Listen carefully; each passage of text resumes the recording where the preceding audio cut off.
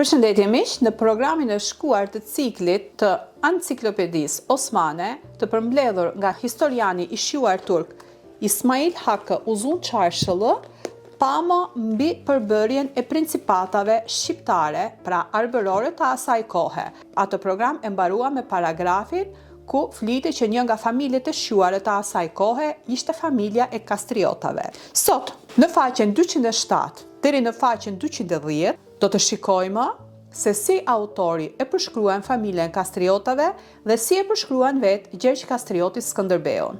Pra, përkthimi do të mundohem që ta bëj identik dhe siç e kam theksuar edhe në programin tjetër, patjetër që këtu do të shikojmë një parregullësi të gjuhës shqipe për arsye se nuk është e lehtë që të përkthehet enciklopedia, mund ta përkthej me një rrjedhje të pastër të gjuhës shqipe, por kur të shfaq fletën e shkrimit nga enciklopedia në të majtë të programit dhe të bëj përkthimin, ajo nuk do të puthet. Prandaj, që të ketë një përputhje origjinale dhe ato të cilët e njohin gjuhën turke do ta lexojnë këtë paragraf dhe do të shikojnë shpjegimin tim, do ta kuptojnë që përkthimi është identik. Përndryshe, nëse do ta bëjmë një rrjedhje të pastër të gjuhës shqipe, ajo nuk do të përpuqet sepse është shumë ndryshe rrjedhoja e fjalëve dhe e paragrafeve nga të gjuhës shqipe me gjuhën turke.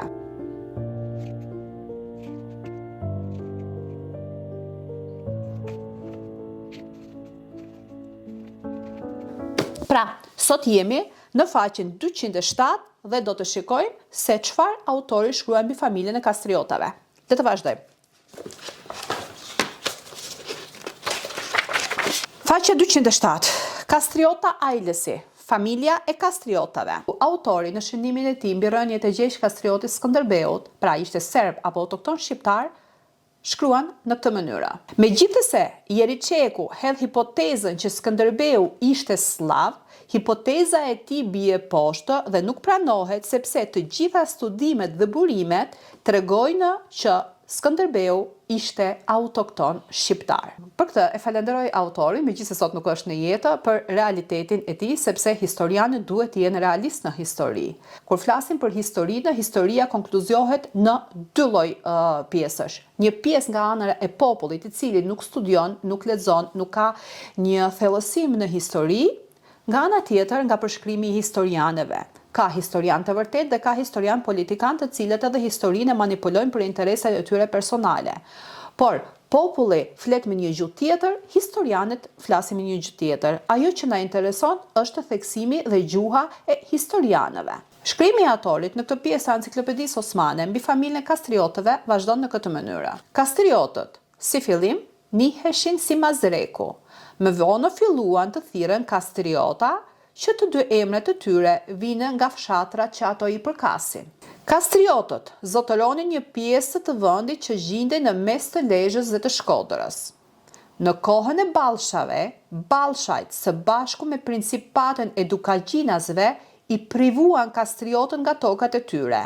Dhe me vdekjen e Ballshajve, në vitin 1385, Kastriotët i rimorën pronat e tyre në zotërim dhe e zgjeruan hapësirin e tyre deri në Mirditë dhe në anën tjetër në Verilindje deri në Shkodër. Ashtu si shihet me shënimet e kohës, Kruja në atë kohë nuk i përkiste atyre, por topijave. Kruja edhe para vitit 1410 dhe në vitin 1415 kishte kaluar në sundimin Osman. Gjon Kastrioti mori pjesë në betejën e parë të Kosovës në vitin 1389. Luftoi kundra Osmanlive dhe Gjoni kishte rekomanduar që në terr të natës të sulmonin një bastisje kundra ushtrisë osmane. Që nga vitin 1390 deri në vitin 1394, familja e Kastriotëve kishte luftuar kundra sundimit turk. Gjon Kastrioti, gjatë udhëheqjes së tij, i kishte shtrirë territoret në Tiranë, Mat, Dibrën e Epërme, Dibrën e Poshtme, në Mirditë dhe deri në kufijtë me Serbina. Këtu dua të hap një paragraf. Pra në programet e shkuara që kam bërë duke u bazuar tek Enciklopedia Osmane, aty kemi parë se si autori shkruan që pjesa veriore e trojeve shqiptare ishin zaptuar nga serbët. Dhe principatat shqiptare me luftën e tyre ato toka arritën që t'i marrin mbrapsht. Pra kur ai thekson që familja e Kastriotëve, Gjon Kastrioti, në udhëheqjen e tij i kishte shtrirë territorit e tij deri në kufi me Serbina, pra duke u bazuar edhe tek shkrimi i mëparshëm, pra kalimarët tokat shqiptare që kanë qenë zaptuar nga serbët, por jo tokat serbe, se ato toka nuk i përkiqin Serbisë. Dhe në shënimet e para, autori duke thënë që serbët i kanë pushtuar këto toka, besoj që e ka bërë një sqarim të qartë për trojët shqiptare. Pra, Gjon Kastrioti që sundonte deri në kufi me Serbinë, në atë kohë Kruja thot nuk ishte në sundimin e tij. Në atë kohë, Kruja udhëhiqej nga Topijajt. Evrenos Bey në vitin 1410 kishte mposhtur Ballshajn e tretë, kështu që Kruja ra në sundimin e turqëve Osman. Por një nga trashëgimtarët e Topijajve, Niketa Topija, ja mori Krujën turqëve. Por përsëri në vitin 1415, turqit Osmanli e rimorën Krujën. Kruja më vonë u rimor nga Skënderbeu. Simbas Ashik Pashazades, Kruja i ishte premtuar më parë Skënderbeut që do t'i lihej në udhëheqjen e tij, por do t'i lihej me një kusht ku autori shkruan këtu: Dirlik vermek. Simbas shënimeve që shkruan autori, pra sultani ja kishte premtuar Krujën Skënderbeut, dhe këtë e shohim edhe qartë në letra që Skënderbeu i dërgon Sultan Muratit, dhe ato letra janë nxjerrë nga arkivat e Vatikanit dhe të Napolit nga Mark Palnikaj, ku unë ato i kam shfaqur duke u bazuar tek libri. Ja, pikërisht është ky libri këtu. Libri Skënderbeu, letërkëmbimet me sultanët, se si ai i shkruan sultanit dhe i kërkon sultanit që të mbaj premtimin e bërë, pra që i ka premtuar për t'i dhënë në udhëheqje trojët e tij. Por sultani nuk e mban këtë fjalë. Dhe Ashik Pashazade këtu thekson hapurazi se si sultani ja kishte premtuar këtë toka Skënderbeut, por këtu kishte dhënë një kusht, dirlik vermek. Dirlik vermek do të thotë që unë t'i jap në nxotërim këto toka, të lëj që të udhëheqësh, patjetër që të paguash taksa, por dirlik vermek do të thotë që ti të përgatisësh për mua ushtar të denja që të marrin pjesë në radhat e ushtrisë. Pra, kërkonte gjakun e shqiptarit, kërkonte djem shqiptar. Kushti ishte ky, dirlik vermek do të thotë të përgatisësh ushtar për mua, kusht i rënd. Autori, me përmbledhjen e tij të ansiklopedisë, vazhdon në këtë mënyrë. Gjon Kastrioti, mbas vitit 1410, dha djalin e tij peng në sarajin e sultanit dhe kështu ai pranoi sundimin e perandorisë osmane. Këtu dua të hap përsëri një paragraf, pra autori e ka marrë për ciptazi, dha djalin e tij, nuk ka asnjë prind që të jap fëmijën e tij peng, aq më tepër kur flitet për një prijës si Gjon Kastrioti, por siç pam edhe në programet e mëparshme, ku shënonte autori për sulmet e shumta që perandoria osmane ka bërë në trojët shqiptare, duke parë këtë gjakderdhje të madhe dhe duke parë se si Shqipëria ishte ndarë në principata dhe ishte në një udhëheqje feudale, pra nuk ishte një udhëheqje shteti i përbërë, por i ndarë në grupe të ndryshme, dhe duke u bazuar tek me të cilën u përball Gjon Kastrioti në atë kohë, ai u detyrua që ta jap djalin e tij. Ku këtu do ta shikojmë edhe më vonë në shkrimet që do vijojnë, do shikojmë se aty autori thekson që Gjon Kastrioti u detyrua të jap fëmijët e tij peng. Pra Gjon Kastrioti, sipas shkrimit të autorit, dha djalin e tij peng dhe kështu që duke dhënë djalin peng, pranoi edhe zotërimin e perandorisë osmane në trojët shqiptare. Pas dhënies peng të djalit të tij, Gjon Kastrioti ndoqi një politikë duke bërë një marrëveshje me venecianët për të marrë mbrojtjen e tyre kundra turqëve. Venecianët fillimisht i dhanë atij titullin qytetar nderi dhe më vonë qytetar trashëgimtar. Në fakt, kur turqit sulmuan vendin e tij, këtu autori nuk thekson se cilën zonë, por siç do të shikojmë më poshtë, ishin zonat bregdetare, por venecianët e konsideruan këtë zonë territor të tyre. Kështu që venecianit i dërguan qeverisë osmane një shkresë, një kërkesë që këtë zonën na përket neve.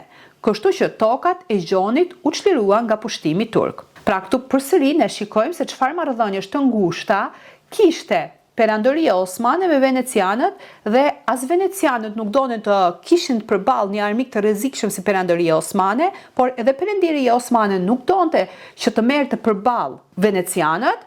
Kështu që në mes të tyre kishte ngelur si top futbolli Shqipëria, të cilët venecianët për interesat e tyre luanin nga një anë dhe perandoria osmane luante nga ana tjetër. Dhe këtu shikojmë që venecianët me kërkesën e tyre, duke thënë që këto toka që pikërisht është Gjon Kastrioti na përkasin ne dhe turqit tërhiqen nga këto toka. Por në vitin 1423, Sultan Muradi II, pasi ishte fuqizuar goxha mirë, ai i risulmoi brigjet e detit Adriatik. Pra, shikojmë që ato tokat të cilat u tërhoq perandoria osmane janë brigjet e detit Adriatik. Bas këtij sulmi, që siç thekson autori Hyxhym Edildi, Pra, një sulm i përgjakshëm dhe shkatërues, hujum etmek do thotë që të shkatërosh. Gjon Kastrioti u detyrua të japë peng 4 fëmijët e tij, kështu që duke dhënë peng fëmijët, detyrohet të prandoj sundimin Osman dhe deri në vdekjen e tij ai nuk u cunua nga osmanët. Pra, paguajti taksat, solli në vend detyrime dhe kushte që perandoria osmane i kishte vënë dhe turqit nuk bën një sulm tjetër sepse e kishin nën kontroll. Por autori thekson këtu që vefatën mütekaib me mleketi doruja i hal e dildi. Çfarë do të thotë? Pra, direkt mbas vdekjes së tij, vefatën mütekaib, direkt mbas vdekjes së tij, me mleketi i hlak e dildi. Pra, aneksim do të thotë një vend ose një rajon përfshihet me forcë dhe në mënyrë të njëanshme në territorin e një shteti tjetër, pra duke e vënë atë nën sovranitetin e tij. Ky veprim në përgjithësi konsiderohet i paligjshëm sipas ligjit ndërkombëtar dhe nënkupton shkatërimin e administratës lokale të rajonit të pushtuar dhe vendosjen e ligjeve të shtetit pushtues. Pra, kështu u shkatëruan dhe u coptuan trojet shqiptare, siç shikojmë edhe nga shënimi i vet historianit turk Ismail Hakkı Uzun Çarşılı që përfshin në Enciklopedin Osmane. Dhe në fund të kësaj faqe ku përshkruhet për familjen e Kastriotëve, kemi një shënim të autorit mbi fëmijët e Gjon Kastriotit. Dhe autori shkruan kështu: Gjoni kishte 4 djem, Raposhi, Stanisha, Konstantini dhe Gjergji, i cili mori emrin Iskender në Sarajt në Edirne. Pra, djali më i vogël ishte Iskenderi, pra Skënderbeu, thekson autori. Raposhi u martua me një grua turke sipas hipotezave, thekson ai, ku lindi edhe një djalë, Hamzan. Djali më i madh i Gjonit ishte Stanisha. Stanisha bashkë me Skënderbeun në vitin 1445 u emërtua nga senatoj e Venedikut, njëri si senjor i Dibrës dhe tjetri si senjor i Matit. Dhe siç duket, thot autori në pikpyetje, pra nuk thot që u kthyen, por thot siç duket, pra me një pikpyetje, Stanisha ashtu si edhe Skënderbeu u kthye në audheun e tij. Pra, këtu nuk kemi një përshkrim të gjatë dhe të gjerë mbi djemtë e Gjon Kastriotit, mbi familjen e Gjon Kastriotit, se çfarë u bën, ku u bën, si u bën. Pra, deri këtu pam përshkrimin e shkurt që autori përmbledhjes së Enciklopedisë Osmane ka shkruar mbi familjen e Kastriotave. Në faqen 208 deri në faqen 210 të vëllimit të parë të Enciklopedisë Osmane, autori përshkruan figurën e Skënderbeut. Pra, programi mbi familjen e Kastriotëve të përmbledhur nga historiani turk Ismail Hakkı Uzun Çarşılı e mbyllën me paragrafin dhe shënimin ku autori fliste për fëmijët e Gjon Kastriotit dhe që autori aty theksonte me pikpyetje siç duket edhe Stanisha bashkë me Skënderbeun u kthye në vendin e tyre dhe nuk dha një hapësirë të gjatë për shkrimin mbi fëmijët e Gjon Kastriotit, të cilët i kishte marrë peng, por siç e dimë dhe siç kam theksuar edhe në librin tjetër në programet e tjera, ku një autor tjetër turk shkruante që shkaqet e kryengritjes së Skënderbeut ishin sepse Sultan Murati i kishte dhënë fjalë që do t'i jepte në zyrtari tokat e të atit të tij dhe Sultan Murati nuk e mbajti fjalën e tij dhe gjithashtu Sultan Murati pasi i vrau vëllezërit e tij, kjo e nxiti Gjergj Kastriotën dhe më tepër, pra që ishte një edhe nga shkaqet tjera kryesore për kryengritjen e Skënderbeut. Tani, këtu do të shohim se si e përshkruan autori figurën e Skënderbeut. Por patjetër që për përshkrimin e figurës Skënderbeut kemi edhe shkrimet e tjera të enciklopedisë, por siç e kam theksuar edhe në programet e para të kësaj enciklopedie, mundohem të shfaq paragrafe, ashtu siç autori i ka marrë paragrafe me figura, me çështje dhe me kohë, me periudha të ndryshme, edhe unë mundohem që të përkthej ato konkretisht ashtu siç i ka përshkruar dhe përmbledhur autori. Patjetër që edhe në programet e tjera e kam theksuar që në këto përkthime patjetër që do të has një vështirësi, sidomos një rrjedhojnë e gjuhës shqipe, jo që kam problem me gjuhën shqipe, por duke munduar që të bëj përkthimin sa më origjinal dhe të kuptueshëm që të përshtatet dhe të përputhet me faqen që do të vëj në anë të programit, mundohem të përkthej paragrafet dhe kjo ndikon që të jetë një mungesë në rrjedhojnë e gjuhës shqipe, në lidhjet, në përshkrimin e saj. Në programin e ardhshëm, shikojmë se çfarë shkruan për Skënderbeun. Rini në ndjekje, faleminderit.